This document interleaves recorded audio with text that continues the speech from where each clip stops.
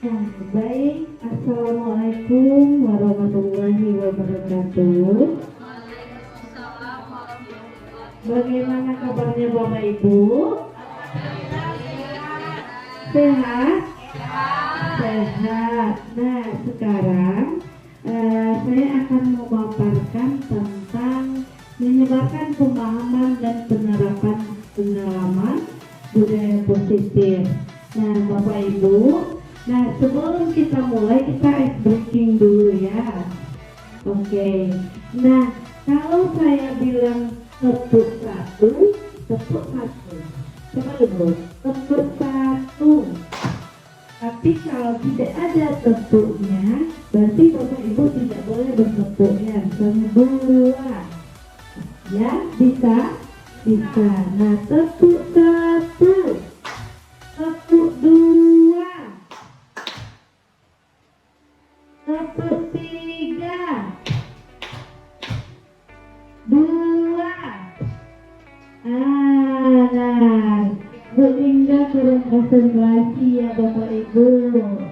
Nah, sudah. Nah, apa gunanya tepuk-tepuk tadi? Yaitu untuk melatih konsentrasi. Nah, sekarang kita pusatkan perhatian ke depan tentang saya akan praktik baik Bapak Ibu menyebarkan pemahaman budaya positif. Nah, ini ada pertanyaan pemantik. Apakah Bapak Ibu setuju dengan pernyataan ini? Hukuman dapat mendisiplinkan anak. Dan ini yang pertama, hukuman dapat mendisiplinkan anak. Setuju atau tidak? Setuju. Lalu pemberian hukuman dengan hal positif seperti membaca atau membersihkan halaman sekolah dapat meningkatkan disiplin anak. Setuju? Setuju. Nah, yang ketiga, memberi penghargaan dapat meningkatkan motivasi belajar anak. Setuju? Setuju. Nah, boleh pertanyaan bersama semua. Nah, tapi kita akan menemukan jawabannya nanti ya Bapak Ibu. Nah, selanjutnya yaitu kita akan belajar tentang yang pertama perubahan paradigma, yang kedua konsep disiplin positif dan motivasi, yang ketiga tentang keyakinan kelas, yang keempat pemenuhan kebutuhan dasar, yang kelima 5 posisi kontrol dan segitiga retribusi. Nah, ini pembelajaran dengan paradigma. Nah, pembelajaran dengan paradigma baru merupakan pembelajaran yang dirancang berdasarkan prinsip pembelajaran berdiferensiasi. Belajar sesuai dengan kebutuhan siswa. Nah, nantinya yang hendak kita capai yaitu dengan mewujudkan profil pelajar Pancasila. Nah, ada yang bisa menyebutkan apa dimensi dari profil pelajar Pancasila? Yang pertama, beriman dan bertakwa kepada Tuhan Yang Maha Esa dan berakhlak mulia. Yang kedua, berkebinekaan global. Yang ketiga apa? Mandiri. Lalu apa? Kreatif. Lalu apa yang terakhir? Bernalar kritis. Nah, sepertinya Bapak Ibu pemahamannya sangat luar biasa ya. Nah, miskonsepsi tentang teori kontrol. Nah, Bapak Ibu tahu itu gambar apa? Gambar yang mana seseorang mengendalikan orang lain. Nah, apa miskonsepsinya? Yang pertama, ilusi guru mengontrol murid. Yang kedua, ilusi bahwa semua penguatan positif efektif dan bermanfaat. Dan yang ketiga, ilusi bahwa kritik dan membuat rasa bersalah mampu selanjutnya, ilusi bahwa orang dewasa berhak memaksa.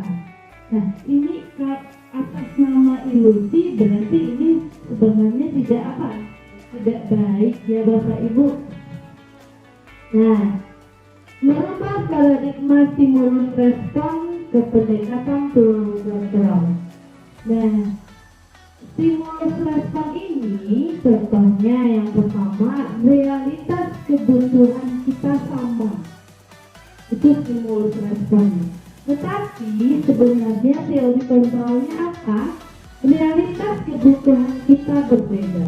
Contoh, kebutuhan Bapak Rahmat pasti akan berbeda dengan kebutuhan Bapak Uun. Walaupun kita Bapak Uun dan Bapak Rahmat sama-sama guru dan sama laki-laki, pasti kebutuhannya berbeda. Nah, itulah yang teori kontrolnya. Nah, yang kedua, semua orang melihat hal yang sama. Nah, teori kontrolnya, setiap orang memiliki gambaran yang berbeda. Nah, berarti kalau kita menganggap orang itu melihat kita ini sama, berarti itu kita pasti menggunakan stimulus respon. Sedangkan teori responnya apa? Dengan Bapak Uun melihat saya dan Pak Rahmat melihat saya, pasti ada perbedaan dari penilaian dari Bapak Uun dan Bapak Rahmat. Nah, itu yang sebenarnya termasuk pada teori kontrol. Nah, yang ketiga, kita mencoba mengubah orang agar berpandangan sama dengan kita. Itu stimulus respon. Sedangkan teori kontrolnya apa? Kita berusaha memahami pandangan orang lain tentang dunia. Nah, dan selanjutnya perilaku buruk dilihat sebagai suatu kesalahan. Sedangkan teori kontrol, semua perilaku memiliki tujuan. Baik itu perilaku baik ada tujuannya, dan perilaku buruk pasti juga ada tujuannya. Nah, selanjutnya orang lain bisa mengontrol saya. Itu stimulus responnya. Sedangkan teori kontrolnya adalah yang mengendalikan diri kita adalah kita sendiri. Begitupun dengan murid. Sebenarnya murid itu tidak bisa disiplin kalau kita yang mendisiplinkannya. Tapi apa? Murid akan bisa disiplin kalau dia yang mendisiplinkan diri sendiri. Itu maksudnya ya Bapak Ibu. Lalu saya bisa mengontrol orang lain. Teori kontrolnya, kita tidak bisa mengontrol orang lain. Sedangkan jangankan anak kita di sekolah, anak kita di rumah, pasti kita tidak bisa mengontrolnya kalau dia tidak mau untuk dikontrol. Jadi yang bisa mengontrol dirinya adalah dirinya sendiri. Nah, pemaksaan ada pada saat bujukan legal, sedangkan teori kontrolnya kolaborasi dan konsensus menciptakan pilihan-pilihan baru. Nah, kalau di stimulus respon, model berpikir menang atau kalah. Sedangkan model berpikir di teori kontrol adalah menang-menang. Nah, lanjut. Nah, di sini ada 5 konsep tentang budaya positif. Nah, budaya positif ini sangat penting sekali kita budayakan di sekolah kita. Yang pertama ada disiplin positif, nilai kebajikan dan keyakinan jelas, posisi kontrol, kebutuhan dasar, dan segitiga restitusi. Nah, kita lihat dulu yang pertama nih Bapak Ibu. Yang pertama, disiplin positif. Disiplin positif merupakan pendekatan mendidik anak untuk melakukan kontrol diri dan pembentukan kepercayaan diri. Disiplin positif merupakan salah satu cara penerapan disiplin yang bertujuan menumbuhkan kesadaran serta memberdayakan peserta didik tanpa imbalan, penghargaan, ancaman, dan hukuman.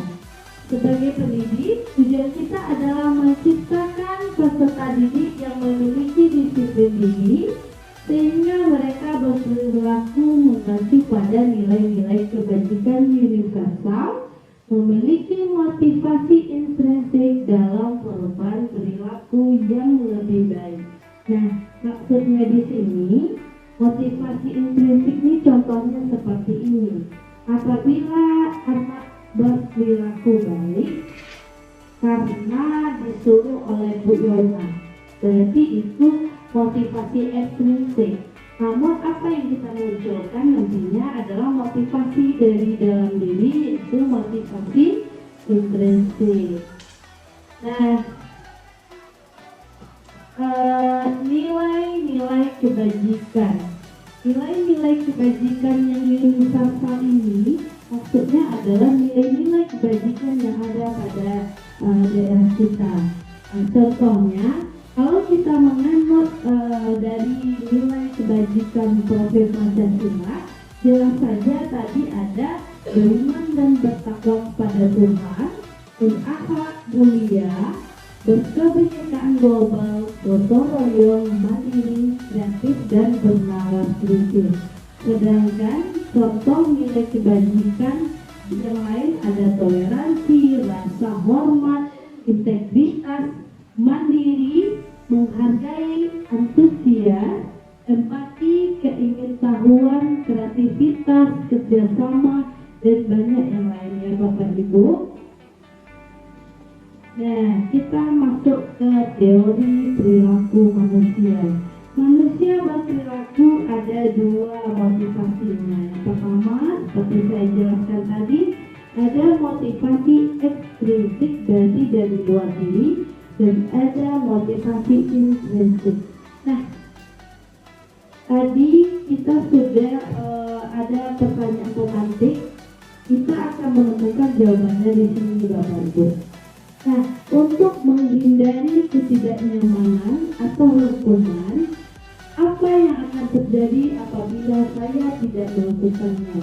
Nah, berarti apabila anak kita melakukan disiplin untuk menghindari hukuman, saya akan hadir tempat waktu, nanti takutnya dihukum sama Bapak Ibu, dihukumnya rapunya.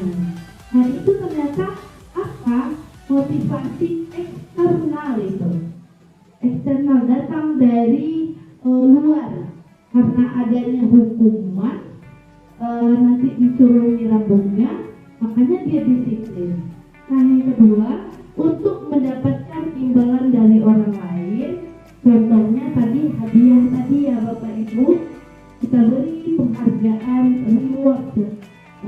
rewardnya misalnya diberikan uang 50.000 kalau kamu hadir tepat waktu. Ternyata apa? Ternyata apabila tidak diberikan reward, dia nggak disiplin lagi. Itu sudah ada penelitiannya ya Bapak Ibu. Nah, itu termasuk motivasi eksternal. Namun apa? Kalau motivasi yang internalnya yaitu untuk menghargai diri sendiri, menjadi insan sesuai harapan kita, harapan siswa kita. Jadi dia memang untuk melakukan disiplin diri ini memang datangnya dari diri. Dia menghargai dirinya, memang perlu bagi dia menyadari itu. Nah, itulah disebut dengan motivasi internal. Nah, tadi ada namanya keyakinan kelas. Nah, seperti yang dijelaskan oleh Bapak Kepala Sekolah kita, bahwasannya sekarang tidak ada lagi namanya tata tertib ya Bapak Ibu, yang adanya kesepakatan atau keyakinan kelas.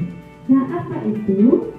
Setiap tindakan atau perilaku yang kita lakukan di dalam kelas dapat menentukan terciptanya sebuah lingkungan positif. Nah, perilaku kelas tersebut menjadi sebuah kebiasaan yang akhirnya membentuk sebuah budaya positif. Nah, contoh apabila kita keyakinan kita misalnya bersalaman sebelum masuk kelas, misalnya sepakat seperti itu. Nah, apabila dilakukan terus-menerus, nah menjadi terjadi selalu kebiasaan seperti itu, baru yang bernama membudaya ya, membudaya dan makanya disebut dengan budaya positif. Nah, mengapa tidak peraturan saja? Kenapa harus keyakinan? Nah, yang pertama, coba Bapak Ibu jawab ya. Mengapa kita memiliki peraturan harus menggunakan helm bila mengendarai kendaraan roda 2? Siapa yang bisa? Kenapa kita harus pakai helm ke batu sangkar? Pasti karena takut kena razia, kecelakaan kan seperti itu. Nah, contoh lah, anggaplah jawabannya kata Bu Nisa tadi karena takut kecelakaan. Nah, kenapa kalau kita pergi ke warung yang dekat dengan motor, kenapa kita tidak pakai helm?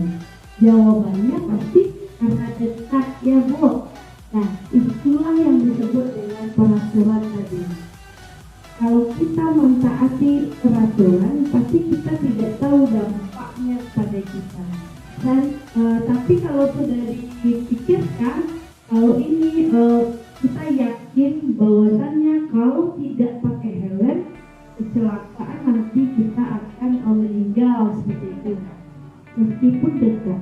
Kalau keyakinan tadi, kalau kita ubah peraturan itu menjadi keyakinan, pasti tidak ada orang yang tidak mau pakai helm. Termasuk saya ya Bapak Ibu, karena tadi ada peraturan, makanya saya pakai helm Bu kalau pergi ke sama saja. Nah gitu. Yang kedua, mengapa kita memiliki peraturan 3M? Menggunakan masker, mencuci tangan dan menjaga jarak 1,5 meter. Karena corona kemarin ya Bapak Ibu. Nah, coba karena contoh saya pergi ke bank. Nah, pergi ke bank saya tidak akan diladani kalau tidak pakai masker. Dan saya pergi ke bank pakai masker. Coba kalau tidak ada peraturan 3M, contoh sekarang, kita pakai masker ke bank Bu? Tidak, karena tidak ada peraturan. Tapi kalau sudah meyakinkan diri kita bahwasanya pakai masker untuk melindungi diri, pasti ada atau tidaknya peraturan kita pakai masker. Dan juga yang terakhir seperti itu. Nah, coba Bapak Ibu lihat A, lihat B. Manakah yang disebut dengan keyakinan kelas? Nah, silakan Bapak Rahmat, yang mana Pak? A atau B? Tinggal pilih aja.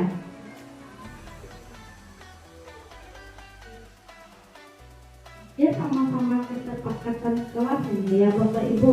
Tapi yang disebut dengan keyakinan kelas yang mana?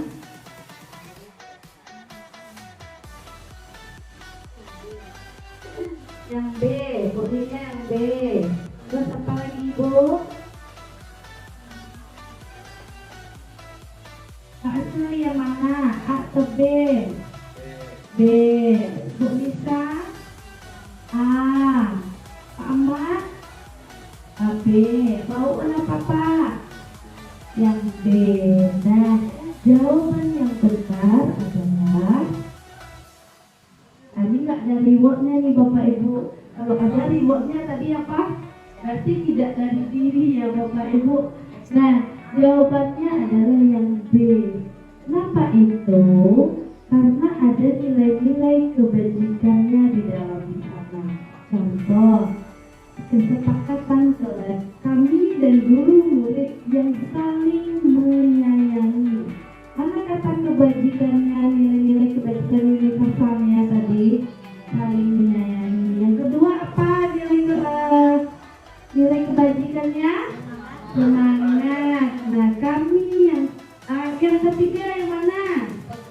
Peduli. Nah, itu bedanya kesepakatan dengan keyakinan ya Bapak Ibu.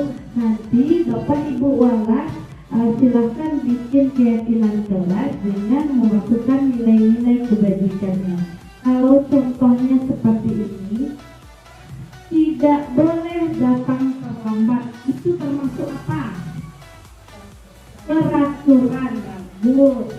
Peraturan karena ada bernilai kata-kata negatif ya. Tidak boleh datang terlambat, itu peraturan. Nah, kalau kesepakatannya apa? Datang tepat waktu. Sedangkan keyakinannya apa? Disiplin.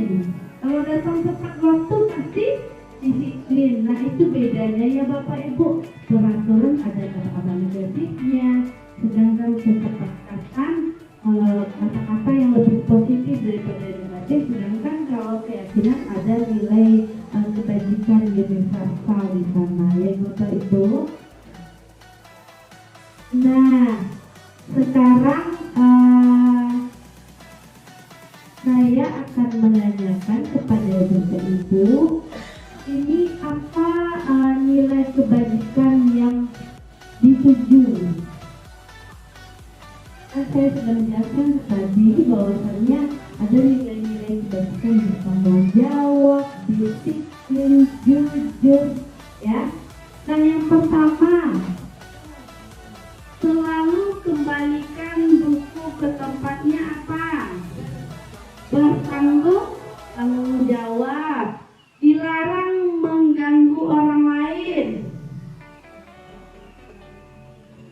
saling menghargai, peduli, hadir di sekolah 15 menit sebelum pembelajaran dimulai, disiplin, tanggung jawab, dilarang melakukan kekerasan, ya saling menghargai, dilarang menggunakan narkoba.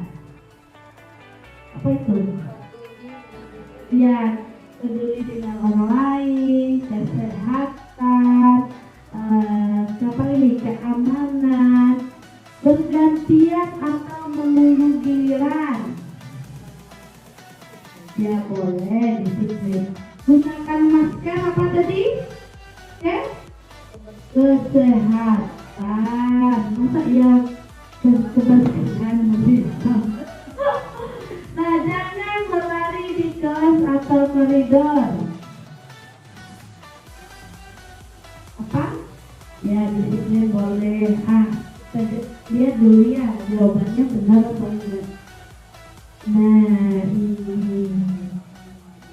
Nah ini nilai-nilai kebajikannya. Banyak yang benar tadi ya Bapak Ibu. Iya.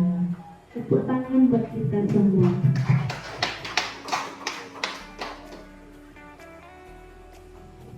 Nah, pembentukan keyakinan kelas, apa langkah-langkahnya yang harus diperhatikan Bapak Ibu? Yang pertama, keyakinan kelas bersifat lebih abstrak daripada peraturan yang lebih rinci dan konkret. Berarti lebih simpel ya Bapak Ibu. Nah, tidak panjang-panjang tuh. Dilarang rambutnya harus satu. Saya berbeda biasanya seperti itu Bapak Ibu. Rambutnya tidak boleh panjang, ukurannya harus 1, 2, 1. Hendaknya kan kerapian dan disiplin. Itu saja berarti. Nah, keyakinan kelas harus berupa pernyataan universal seperti yang saya jelaskan tadi. Pernyataan keyakinan kelas senantiasa dibuat dalam bentuk yang positif. Kalau negatif tadi apa Bu Nisa?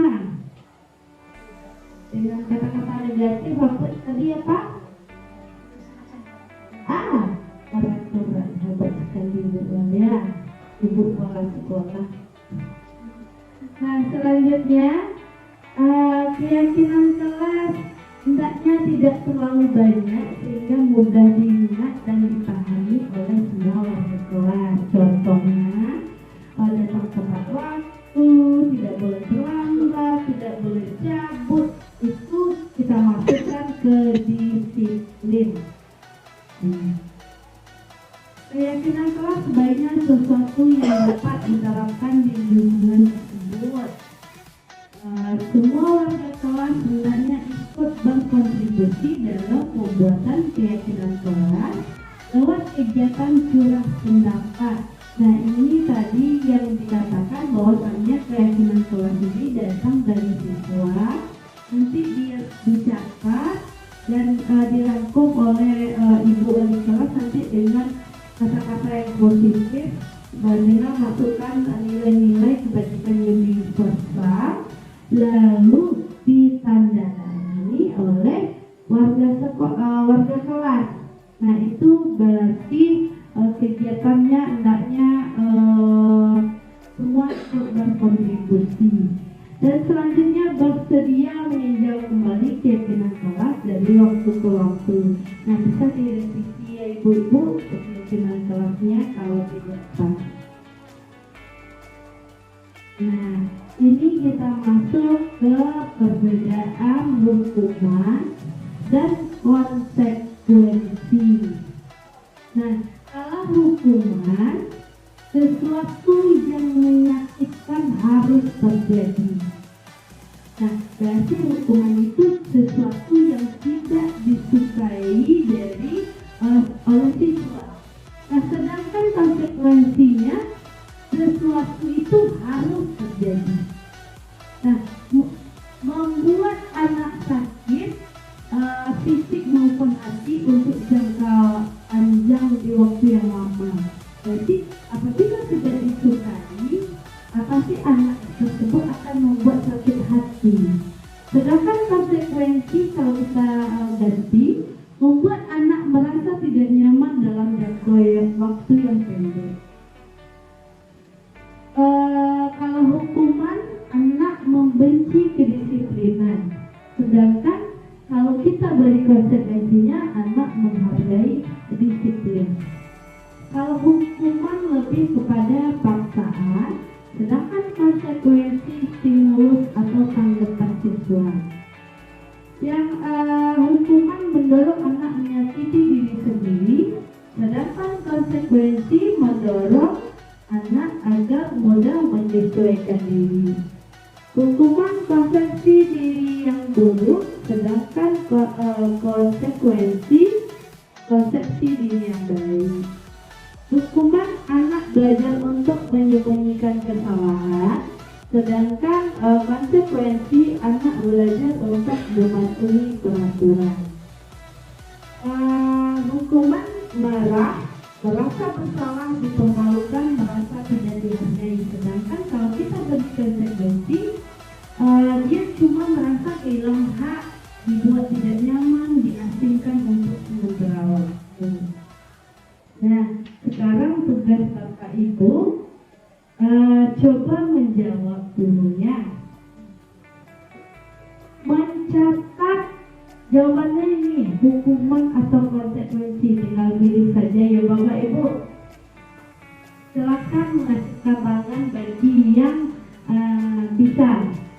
Mencatat 100 kali di dalam buku kalimat. Saya tidak akan terlambat lagi karena terlambat sekolah. Ini termasuk hukuman atau konsekuensi, boleh nggak?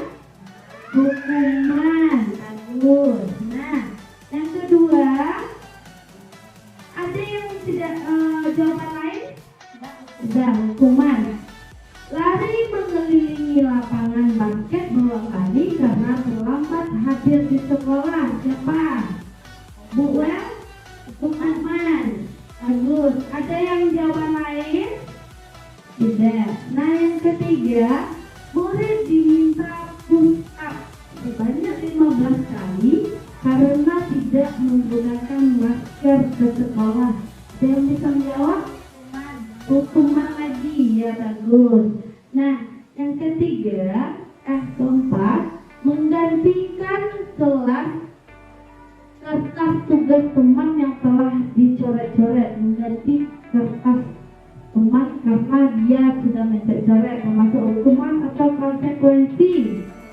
Konsekuensi. Nah, bagus. Lalu membersihkan tumpahan air di meja, di meja tulis karena tersenggol pada saat belajar. Konsekuensi.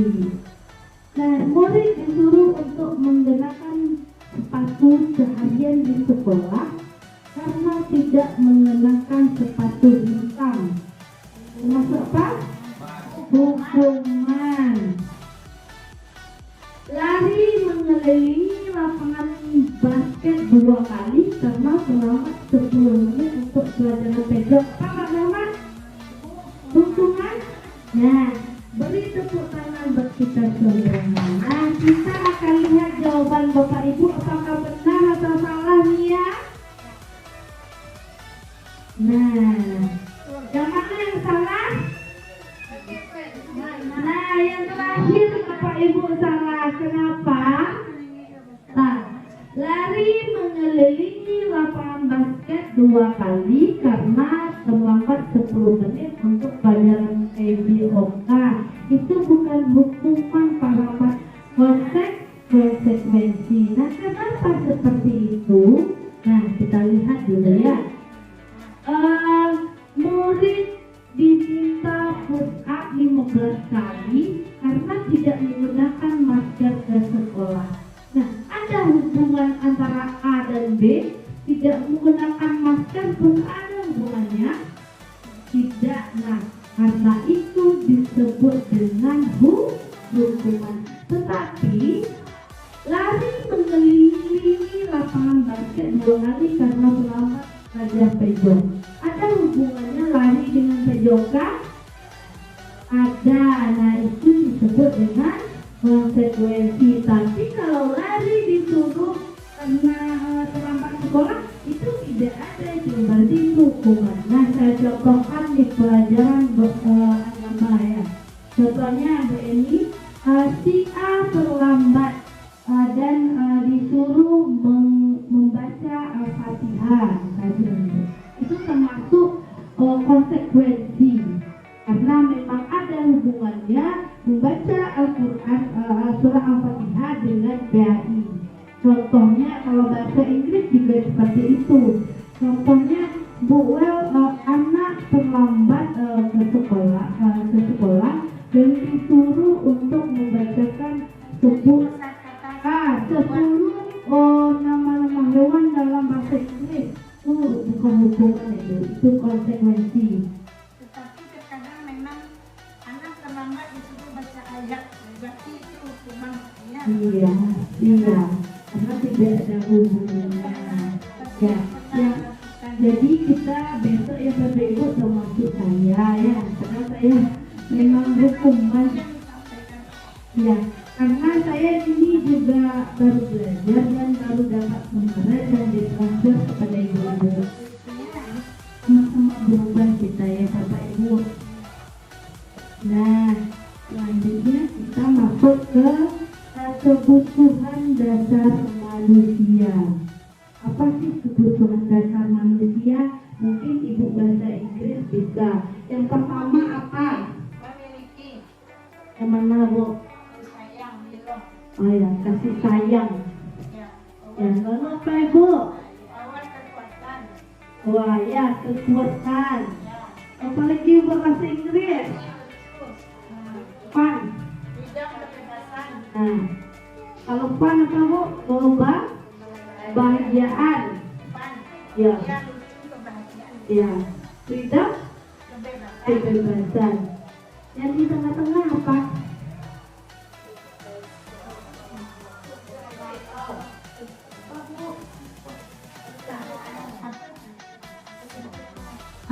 Ya, kebutuhan bertahan hidup. Nah, berarti itu yang ada kebutuhan dasar kita. Kita sebenarnya harus membutuhkan ini kebutuhan kita. Kebutuhan bertahan hidup, kebutuhan kasih sayang, kebutuhan kebebasan, apalagi kebahagiaan, kekuatan, kan itu yang kita butuhkan. Nah, selanjutnya kita masuk 5 posisi kontrol. Nah, 5 posisi kontrol. Yang pertama, penghukum. Ini ada kaitannya dengan kebutuhan dasar tadi ya Bapak Ibu. Yang pertama ada penghukum, kedua pembuat merasa bersalah, ketiga teman, keempat pemantau, dan yang kelima manajer. Coba Bapak Ibu lihat ke depan, jelas Ibu, agak kurang jelas ya Bapak Ibu. Nah, penghukum biasanya menghardik, menunjuk-nunjuk, dan menyakiti. Itu biasanya penghukum. Tapi kalau pembuat merasa bersalah, kayak ini kata-katanya Bapak Ibu, Rahmat, kamu tidak sayang sama ibu. Mau kamu ibu anak marah sama bapak kepala sekolah karena kamu sering terlambat. Ini kan ibu kan guru BK-nya kan. Ibu bertanggung jawab terhadap Rahmat. Nah, itu contohnya pembuat rasa bersalah. Saya sering seperti itu Bapak Ibu. Ya, sehingga Rahmat merasa bersalah, dan itu akan menjadi terpendam, menjadi trauma terhadap Rahmat. Nah, itu ya Pak Rahmat.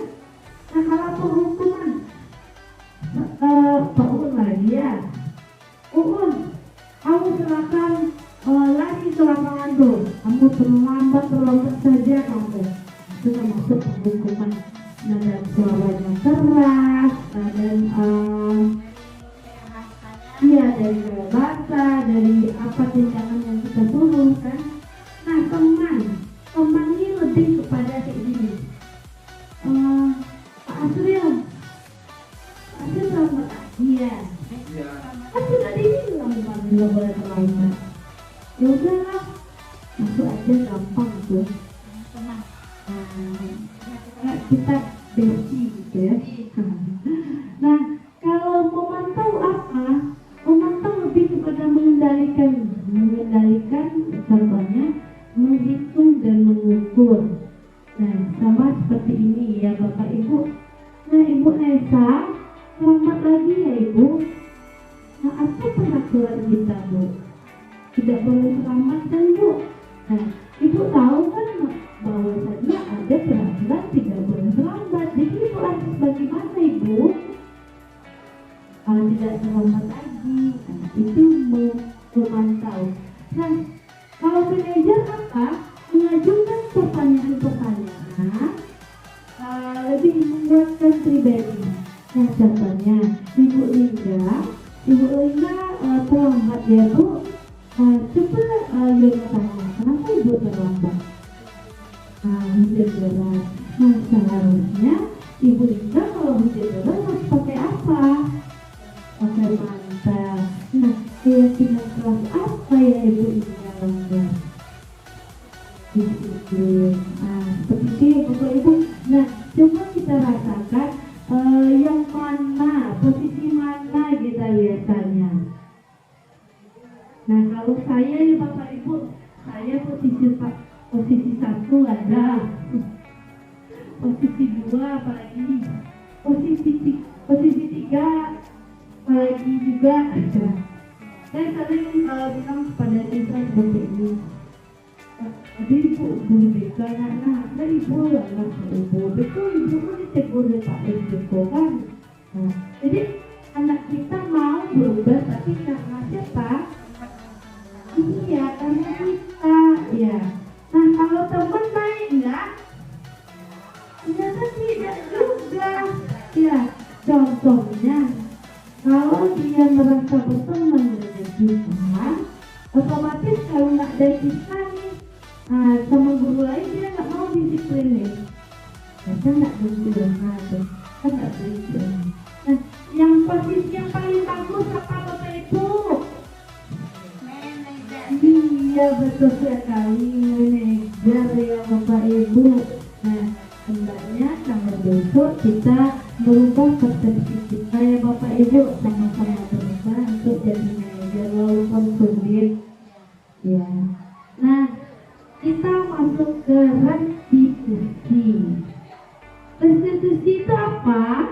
Restitusi adalah proses menciptakan kondisi bagi murid untuk memperbaiki kesalahan mereka sehingga mereka bisa kembali pada kelompok mereka dengan karakter yang lebih kuat. Nah, ini berarti ada sebab, ada akibat. Nah, berarti ada perbuatan, ada tanggung jawabnya ya Bapak Ibu. Nah, restitusi berangkat dari pandangan bahwa membuat kesalahan adalah sesuatu yang manusiawi. Restitusi adalah sebuah pendekatan berdasarkan teori kontrol atau choose teori yang mengajarkan anak-anak atau murid keterampilan disiplin diri, bertanggung jawab terhadap tindakan mereka, serta menolong anak atau murid dapat meninjau ulang dan bertindak sesuai dengan harapan mereka, yaitu seorang yang mereka cita-citakan. Nah, restitusi fokus pada penyelesaian seorang murid, anak yang membuat kesalahan, dan pendekatan yang digunakan untuk membantu murid anak tersebut menjadi bertanggung jawab, mandiri, dan kuat. Nah, berarti kalau kita berpaham dengan restitusi ini, kalau anak membuat kesalahan, berarti itu sesuatu yang manusiawi, karena kita sebagai guru saja juga memiliki pernah berbuat salah. Nah, ini adalah 9 ciri-ciri restitusi. Yang pertama, bukan untuk menebus kesalahan, namun belajar dari kesalahan. Yang kedua, memperbaiki hubungan. Dengan adanya restitusi tadi, pasti hubungan kita dengan siswa baik ya Bapak Ibu. Kalau saya memilih hubungan tadi, pasti hubungan saya juga baik dengan anak tersebut. Yang kedua, bisa bersifat tawaran, bukan paksaan. Yang keempat, restitusi menuntut untuk melihat ke dalam diri. Restitusi mencari kebutuhan dasar yang mendasari tindakan. Restitusi diri adalah cara yang baik untuk memperbaiki diri. Restitusi berfokus pada karakter bukan tindakan. Restitusi berfokus pada solusi. Dan restitusi mengembalikan murid yang berbuat salah pada kelompoknya. Nah, kita sudah mengetahui restitusi. Sekarang kita harus mengetahui segitiga restitusi. Nah, segitiga restitusi adalah garis pertama. Bahasa lain Bapak Ibu, itu yang sebelah bawah dulu, itu menstabilkan identitas. Sebelah ke sini, sebelah kanannya yaitu validasi tindakan yang salah dan menanyakan keyakinan. Nah, sebelum itu kita lihat dulu menstabilkan identitas. Nah, sebelumnya segitiga restitusi adalah cara untuk menyelesaikan masalah siswa. Yang pertama, menstabilkan identitas, itu untuk membuat murid yang merasa gagal karena berbuat salah menjadi positif terhadap dirinya. Contohnya, contoh yang kata-kata yang akan kita keluarkan itu, berbuat salah itu hal yang manusiawi, tidak ada manusia yang sempurna. Bapak atau ibu juga berbuat salah, kita pasti bisa menyelesaikan masalah ini. Bapak dan ibu tidak tertarik untuk mencari tahu siapa yang benar, siapa yang salah. Bapak ibu lebih tertarik untuk menyelesaikan masalah. Kalau kamu menyalahkan dirimu sendiri terus menerus, apakah kamu bersikap baik pada dirimu sendiri? Nah, ini contohnya ya Bapak Ibu, kata-kata yang dikeluarkan untuk menstabilkan identitas. Contohnya Ibu Nisa terlambat. Nah, Ibu Nisa terlambat, alasannya seperti ini. Kenapa Nisa terlambat? Misalnya sudah disebutkan karena apa tadi? Karena hujan. Nah, kalau hujan, hendaknya Nisa tuh apa yang dilakukan? Pakai mantel atau seperti itu. Nah, ibu juga pernah berbuat salah seperti Nisa. Ibu juga pernah terlambat, juga pernah kehujanan. Jadi bukan hanya Nisa yang melakukan kesalahan tersebut seperti itu. Nah, lalu validasi tindakan yang salah yaitu membantu murid mengenali basic atau need kebutuhan yang ingin dipenuhi ketika melakukan kesalahan. Pada dasarnya, setiap tindakan manusia tujuannya adalah membentukkan basic need atau kebutuhan dasar. Apakah itu pola penguasaan, freedom dari kebebasan, love and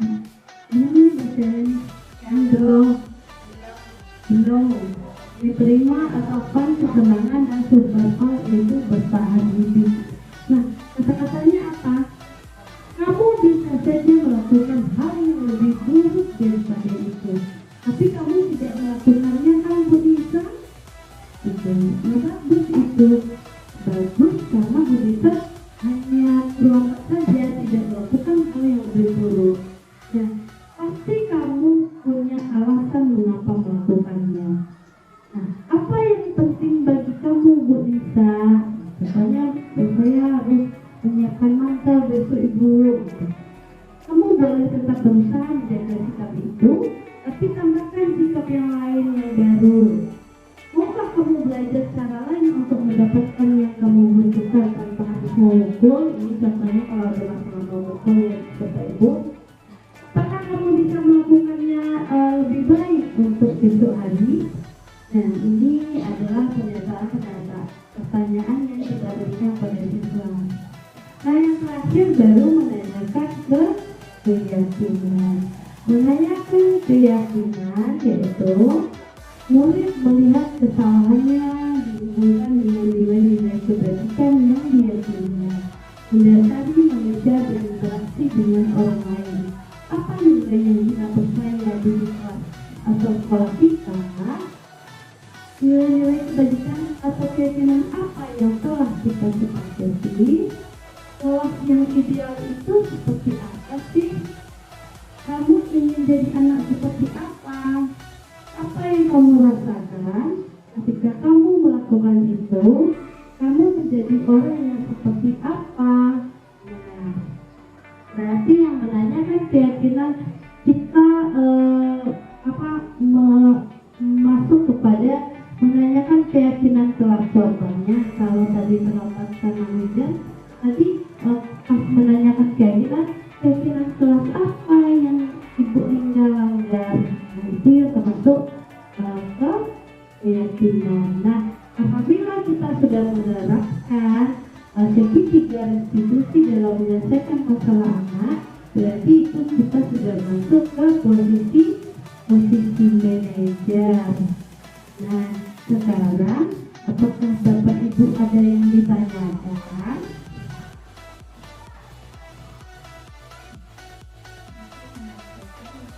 Ya, saya menyampaikan, silakan kepada Ibu Wendy.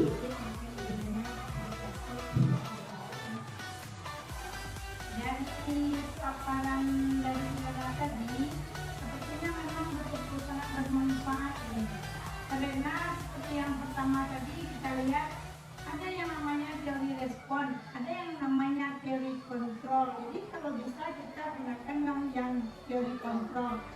Dan juga motivasi tadi, janganlah terlalu besar, jangan beraturan, tetapi berubah ke keyakinan atau disepakati.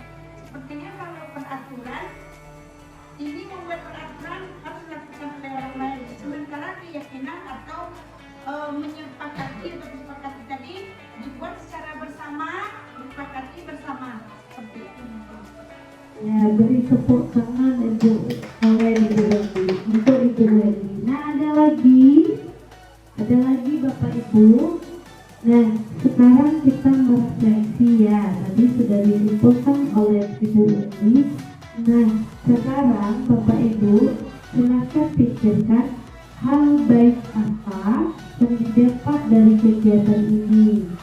Nah, nanti saya suruh satu-satu ya Bapak Ibu, baik apa yang Bapak Ibu dapati kegiatan ini. Silakan Bapak Rahmat.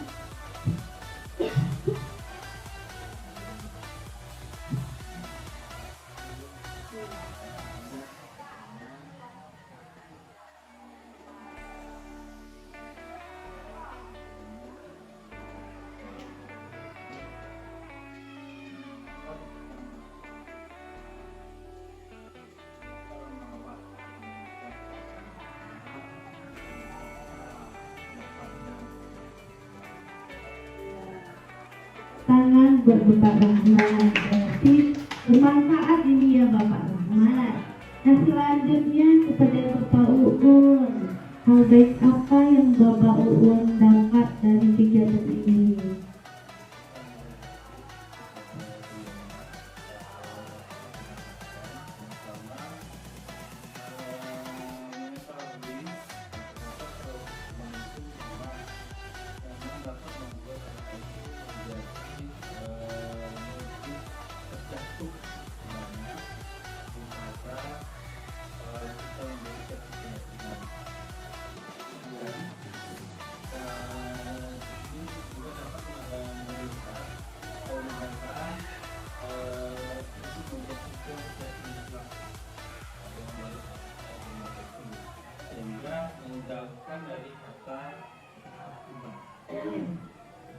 Ya, beri tepuk tangan buat Bapak Uun. Selanjutnya kepada Bapak kita, Bapak Asril, hal baik apa yang Bapak dapat dari kegiatan ini?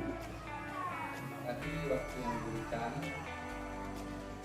kalau ada yang baik yang dapat diambil dari kegiatan yang telah dilakukan, yaitu tentang keyakinan Teori kontrol, Bapak. kontrol dan teori Stimulus respon. yaitu tentang keyakinan. Jadi kita baiknya yang meyakini semua peraturan yang kalau kita lakukan itu kita sebagai hukuman. Harusnya keyakinan ya Pak, itu kalau dari sini. Nah, kepada Ibu Lisa, beri tepuk tangan buat Bapak Asril. Selamat berjasa kepada Ibu Lisa. Ya.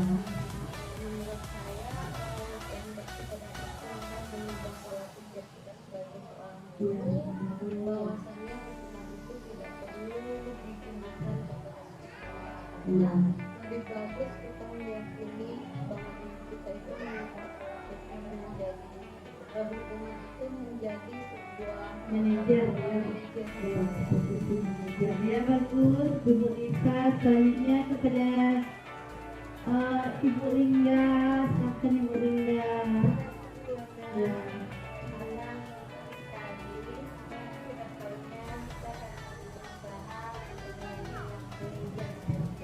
Iya. Mungkin dengan itu anak-anak akan lebih baik lagi. Iya. Dan dia akan memaksa, Iya. dia akan menjaga Iya. semuanya dari mereka. Iya, dari insentif ya internal. Nah, beri tepuk tangan buat Ibu Linda. Selanjutnya Ibu wakil kita. Silakan Ibu. Saya ingat di dalam kurikulum mereka kita tidak boleh menentukan. Karena intinya selama ini kita selalu memberi hukuman dengan tujuan agar anak itu dirubah.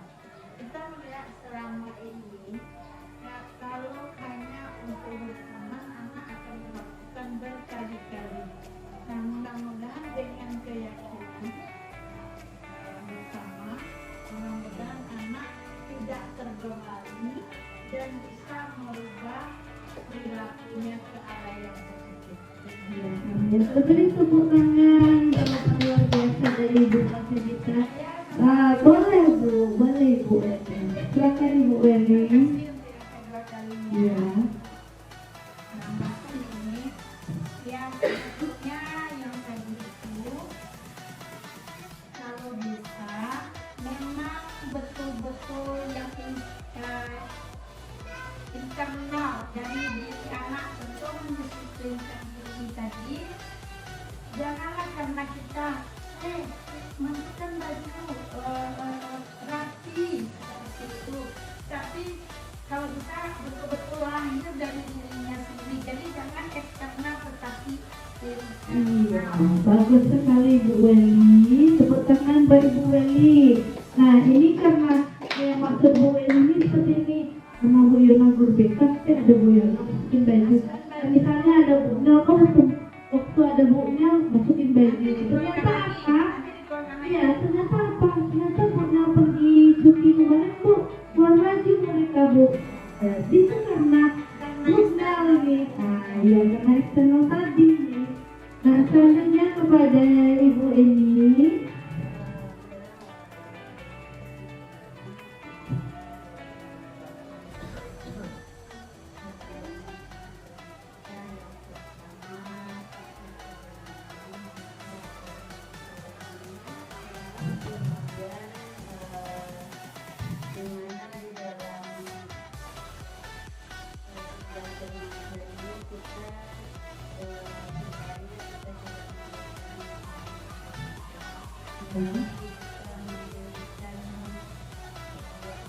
Konsekuensi sebenarnya.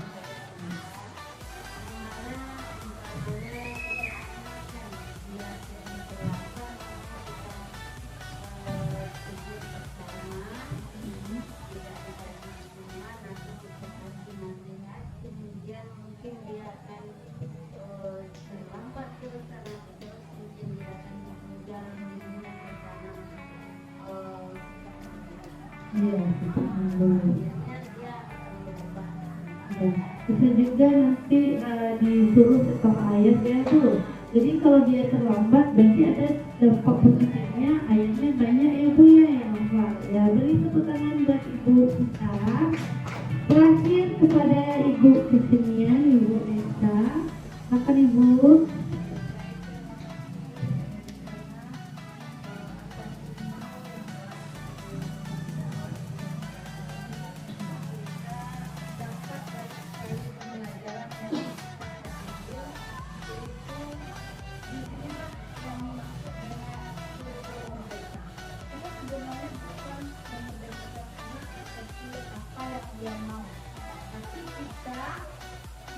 Membuat anak itu sadar akan apa yang potensial diri dan apa yang semoga kita semua bisa merubah cara kita kepada anak agar semakin terjalin dengan antara siswa dan guru dengan baik, sehingga sama-sama anak melakukan memang dari dalam diri kita semua. Bagus sekali, tepuk tangan buat Ibu Nesa dan kita semua. Nah, itu adalah berarti kan ada manfaatnya ya Bapak Ibu kegiatan kita ini, bahwasannya seharusnya kita yang pertama tidak memberikan hukuman, tetapi konsekuensi boleh. Nah, yang kedua bahwasannya kita harus posisinya sebagai apa?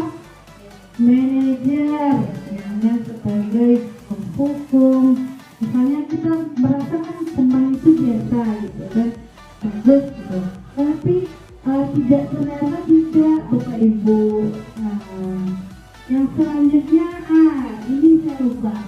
Memberikan reward itu ternyata juga tidak bagus Bapak Ibu.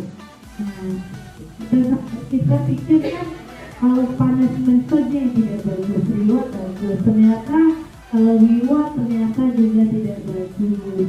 Nah Bapak Ibu, karena ini materinya sudah selesai, terima kasih atas perhatiannya dan mohon maaf atas segala kekurangan. Dan terakhir saya ucapkan Assalamualaikum warahmatullahi wabarakatuh.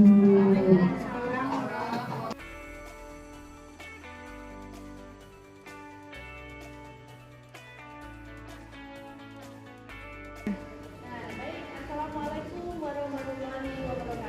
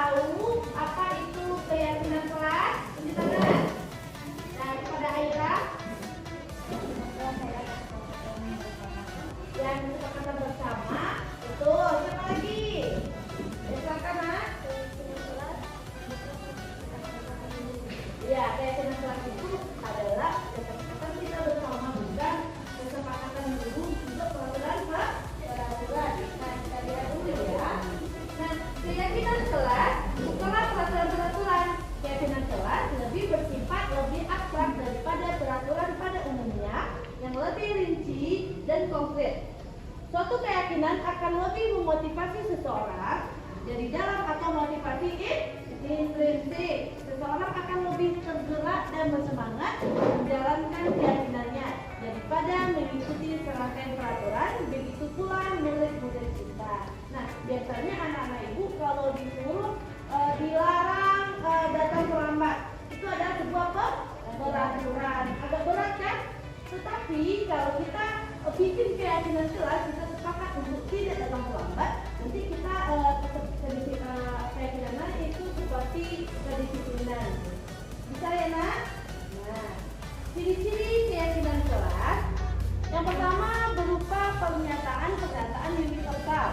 Yang kedua, pernyataan keyakinan kelas senantiasa dibuat dalam bentuk positif. Ketiga, keyakinan kelas sebenarnya tidak perlu terlalu banyak sehingga mudah diingat dan dipahami oleh semua warga kelas. Dan yang keempat, keyakinan kelas sebaiknya sesuatu yang dapat diterapkan di lingkungan. Dan yang kelima, semua warga kelas hendaknya ikut berkontribusi dalam pembuatan keyakinan kelas dengan berpendapat dan bersedia meninjau kembali keyakinan kelas dari waktu ke waktu. Nah, nanti anak ibu ditugaskan untuk mengumumkan pendapat itu keyakinan kelas apa yang akan kita buat di kelas ini. Sepakat? Sepakat. Nah, tujuannya apa sih membuat keyakinan kelas? Nah, tujuannya adalah yang pertama menumbuhkan dan menguatkan karakter positif. Yang kedua, meningkatkan nilai-nilai kebajikan dalam pembelajaran. Yang ketiga, menjadikan siswa pribadi yang kritis, penuh hormat dan bertanggung jawab. Nah, ini pembentukan keyakinan kelas. Nah, caranya bagaimana? Keyakinan kelas lebih bersifat lebih akurat daripada peraturan yang lebih rinci dan konkret. Keyakinan kelas berupa pernyataan universal. Pernyataan keyakinan kelas senantiasa dibuat dalam bentuk positif. Tidak ada tuh keyakinan kelas yang dibuat dalam bentuk negatif. Contohnya, tidak boleh datang terlambat, itu bukan keyakinan kelas. Melainkan apa? Peraturan. Nah, keyakinan kelas hendaknya jangan terlalu banyak agar mudah diingat. Lalu keyakinan kelas ini sebaiknya sesuatu yang dapat diterapkan di kelas kita. Nah, semua warga kelas, anak-anak ibu termasuk ibu, ikut berkontribusi dalam pembuatan keyakinan kelas lewat surat pendapat nanti. Nah, dan tentunya untuk meninjau dari waktu ke waktu. Nah, sekarang anak ibu sudah ada kan kertas di depannya? Sudah? Sudah. Nah, sekarang tugas anak ibu silahkan bikin keyakinan kelas kita. Apa yang akan kita setujui nanti? Misalnya, datang tepat waktu boleh. Pokoknya yang kata-katanya, kalimatnya itu positif ya nak. Tidak boleh terlambat. Jangan begitu. Misalnya datang tepat waktu. Misalnya selalu membuat tugas. Nah, silakan ibu kasih waktu 2 menit untuk menjelaskan pendapat anak ibu ke kertas yang sudah disediakan.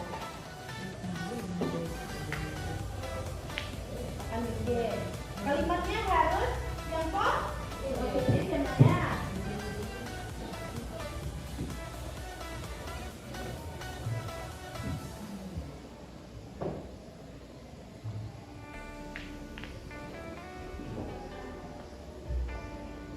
Nah, kalau ada keraguan, nanti silakan bertanya kepada ibu ya. Nah, bagi yang sudah selesai, anak ibu kan lihat ada kertas kan di depannya ya. Bagi yang sudah selesai, silakan anak ibu tempel di sini.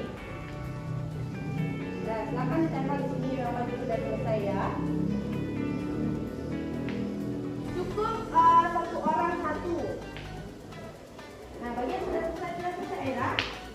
Kalau sudah, silakan ditempel di sini ya. Anak ibu tidak perlu bikin nama, cukup jawabannya saja, lalu ditempel di sini. Siapa yang sudah selesai? Sudah? Nah, kalau sudah, silakan ditempel. Kalau belum, silakan dibikin. Nah, silakan diberikan apa keyakinan kelas kita yang bagus itu seperti apa. Yang anak-anak ibu, kalau misalnya datang dari ibu, datang dari anak-anak ibu berarti itu adalah kaitan kelak dari anak-anak ibu. Nah, silakan ditempel ya nak. Apa saya? Ah, nggak apa-apa, boleh aja. Nggak apa-apa, dicoret aja. Nggak apa-apa. Nah, kalau sudah, silakan ditempel. Nah, ini siapa namanya? Ya, udah selesai teman kita. Tempel ya. Silakan ditempel. Nah, bagi yang sudah selesai, silakan ditempel. Yang salah silakan dicoret di sini di bawahnya.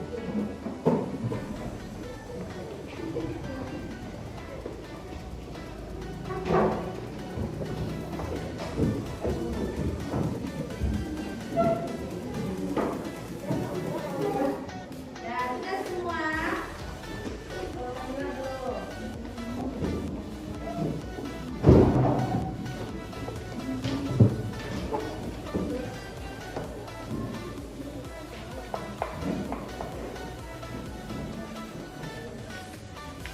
Sudah.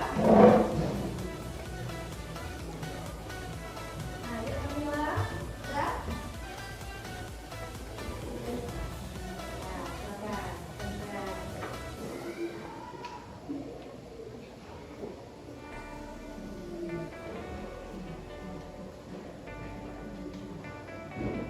Dan kita akan membahas satu persatu dari pendapat anak-anak ibu. Nah, yang pertama, selalu membuat PR. Sepakat?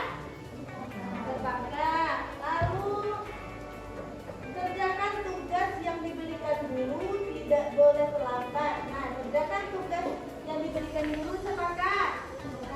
Tidak terlambat itu kata-kata apa tadi? Negatif, harusnya datang tepat waktu. Ini nggak apa-apa. Selalu membayar uang kas tepat waktu, ya? Ya sepakat? Nah, benar nih. Nah, selalu mengerjakan tugas yang diberikan guru. Kita tidak boleh cabut. Harusnya apa kata kalimat yang positifnya? Selalu mengikuti pelajaran. Membuat dandan di tempat tepat waktu, ya boleh. Tidak boleh terlambat lagi. Ini harusnya datang tepat waktu. Membuat tugas yang diberikan guru. Tidak boleh terlambat datang ke sekolah. Ini termasuk peraturan. Kalau keyakinannya apa tadi? Datang tepat waktu. Tidak boleh mencoret dinding di kelas. Ini apa? Menjaga keindahan kelas. Mengerjakan tugas atau PR. Boleh. Masuk kelas tepat waktu. Mengerjakan tugas yang diberikan guru. Mengembangkan sikap musyawarah dan gotong royong. Ini bagus. Mengembangkan sikap musyawarah dan gotong royong. Nah, gotong royong kalau di kelas gotong royong ini contohnya apa? Membersihkan kelas. Nah, tiket setiap minggu itu termasuk gotong royong. Nah, selalu datang tepat waktu, datang dengan tepat waktu, selalu hadir dalam satu acara, mengikuti peraturan sekolah, selalu mematuhi aturan sekolah, sholat 5 waktu, belajar dengan rajin, datang tepat waktu, hormat kepada guru, tidak berkelahi, datang tepat waktu, selalu membuat tugas. Nah, tidak berkelahi ini kan termasuk kalimat negatif. Kalau kalimat positifnya apa? Saling menghargai, saling menyayangi, ya. Nah, apakah anak ibu setuju dengan ini? Nah, dari pemaparan anak ibu nanti akan merangkumnya dan akan menjadikan suatu kesepakatan. Nanti akan diupayakan.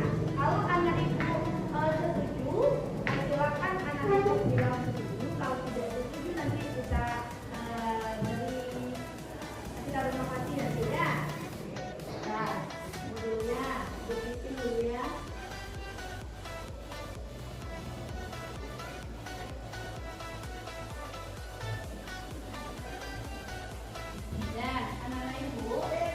pendapat anak-anak ibu tadi, nah ibu sudah langsung karena tadi pendapatnya banyak sama ya nak ya. Nah yang pertama keyakinan kita, mari diawali dengan tepat waktu setiap saat. Ini sepakat? Ini hubung dengan yang datang pertama tadi ya nak ya, datang tepat waktu. Nah yang kedua, duduklah di kursi Anda dan bersiap untuk belajar. Sepakat? Nah yang ketiga, selalu mendengarkan ketika seseorang berbicara. Nah setuju? Nah ini berarti saling menghargai. Nah angkat tangan Anda jika Anda memiliki pertanyaan. Setuju? Nah yang kelima, saling menghormati dan membantu satu sama lain. Setuju? Nah yang keenam baru adalah cara kita tetap bersih dan tetap rapi setiap saat. Setuju? Jadi anak ibu kalau kita menjaga yang sama kita ini berarti harus piket, berarti harus membuang sampah pada tempatnya, tidak boleh merusak apa yang ada di atas kita. Setuju? Kalau anak-anak ibu setuju, silakan anak ibu tanda tangan di sini. Kalau menyatakan bahwa ini memang kesepakatan dan keyakinan yang kita sama. Silakan siapa duluan yang tanda tangan. Tanda tangannya di bawah kesepakatan ini. Dulu ya.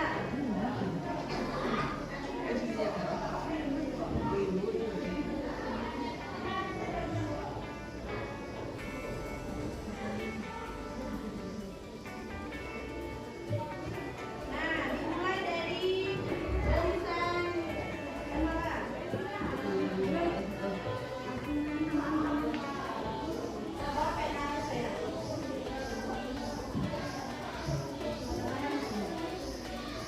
Ya. Ini nama bawah ya.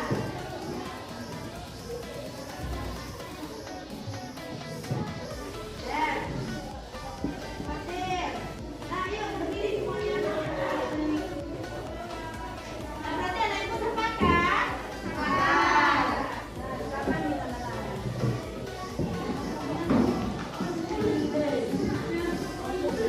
Nah, siapa yang disuruh saja ya nak ya? Iya.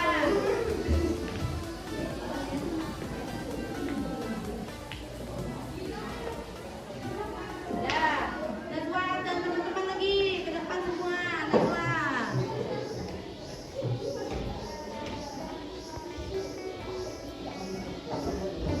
Cari aja tempat yang kosong. Lanjut aja tempat yang kosong. Tidak harus ditunggu temannya nak, kan ada tempat kosong di sini. Nah, di sini ada tempat kosong. Terus saja nggak apa-apa. Ya, selanjutnya ada temennya lagi.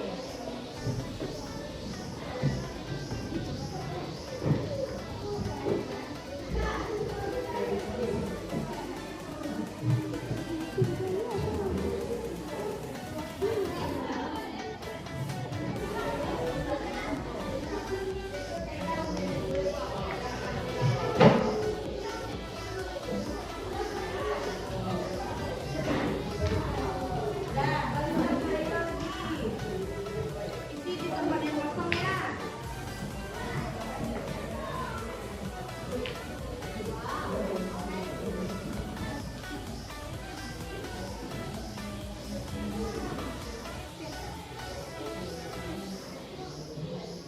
Dan barisan kedua lagi.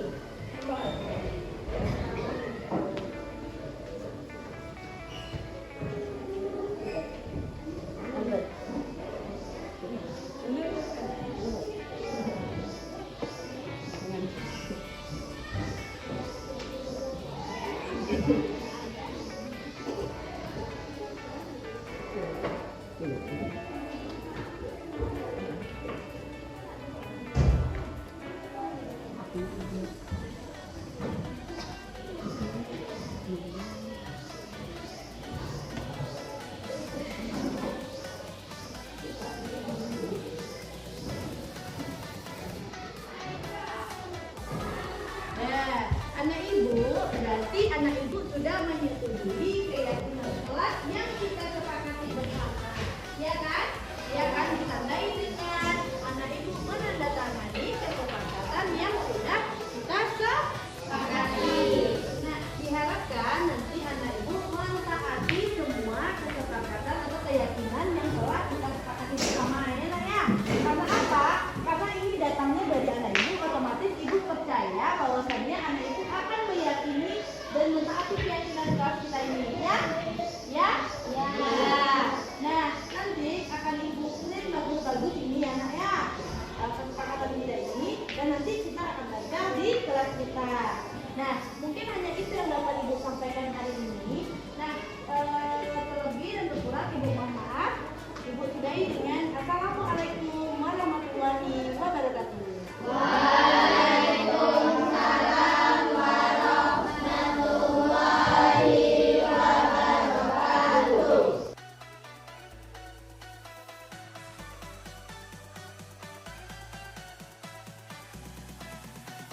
Perkenalkan, nama saya Najwa Rahmadani, saya kelas 2.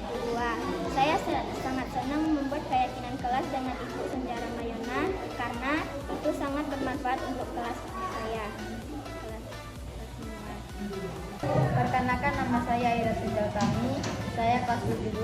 Saya sangat senang membuat keyakinan kelas bersama Bu Yana dan bermanfaat bagi saya.